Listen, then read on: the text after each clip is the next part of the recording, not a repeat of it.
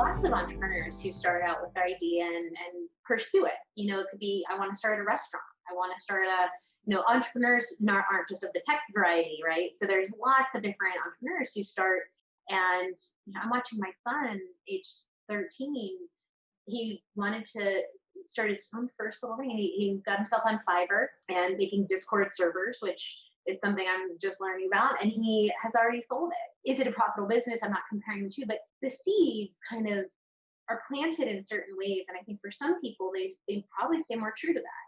And by all means, that's wonderful when it happens. But as an entrepreneur, do you have to fail and iterate? Absolutely, every single one of us. Is it the core idea? Probably a lot of the time, not all the time. But I think that being able to innovate is at the core of being an entrepreneur.